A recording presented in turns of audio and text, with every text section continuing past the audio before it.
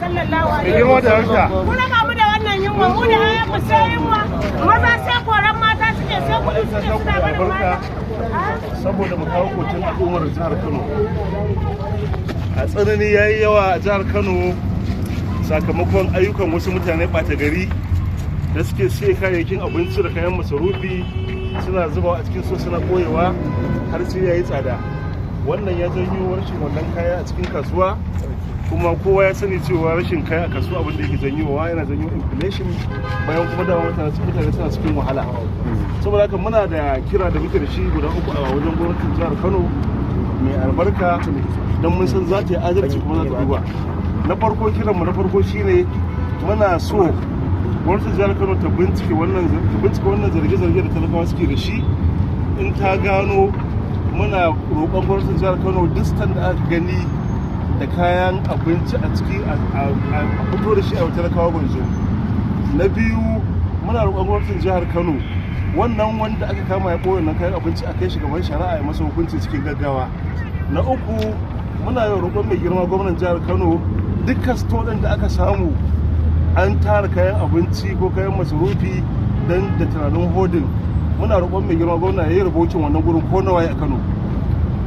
Wannan ita ce bukatunmu guda uku da muka zo mu gaya wannan kwamishin mai albarka a madadin talakawan jihar Kano, kuma muna godiya da irin tarbe da kuka bamu da kuma kwantar da hankulan mu da muke. Na tabbata al'ummar jihar Kano suna kallo, kuma mun fita haƙi, kuma muna roƙon ku fita haƙi.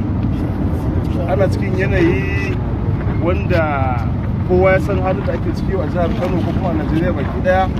A daidai wannan lokaci a samu mutane marasa imani waɗanda kome za su iya kan tsara kuɗi. To muna roƙon Allah ka tsine wa arzikin su. Duk mutumin da yake da hannu a sa mutane a cikin wannan masifa sakamakon ɓoye kayan abinci, Allah duk abin da ya tara Allah ka lalata shi. Muna godiya da fatan wannan sako zai samu mai girma gwamnatin jihar Kano, kuma muna kyauta masa zato domin mutum da ya ɗauki kishin ƙasa, mutum ne wanda ya damu da al'ummarsa, mutum ne wanda kullum zancensa ya zai sauke nan da Allah ya dora masa. So muna masa addu'a da kyakkyawan fata, kuma muna roƙon mu ga action cikin gaggawa. Mun gode.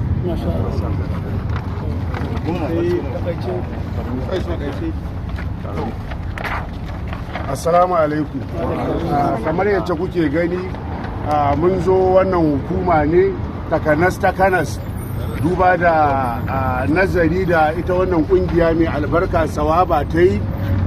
Mun ɗau tsawon lokaci muna ta bincike menene abubuwan da yake janyo harhawar farashi, wanda a bincike da muka yi, bincike ya tabbatar mana kullum wa'insu 'yan tsirarin mutane ne ake samu suke shiga kasuwanninmu na ƙauyuka inda ake samar da wannan abinci, suke zuwa kasuwar da za a kawo buhu 5,000, mutum 5 ne za zo su yi buhu 1,000 su je su ajiye a sto. Kullum suna waya da dillalai da suke kasuwanni, in an ce babu kaya za su ɗauko su kawo kasuwa su saka masa sabon farashi.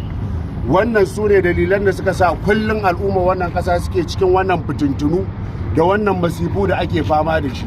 Saboda haka muna son gwamnatoci daga matakin ƙasa zuwa gwamnatin jiha da ita wannan hukuma mai albarka su isar da wannan sako zuwa gurin mai girma gwamna.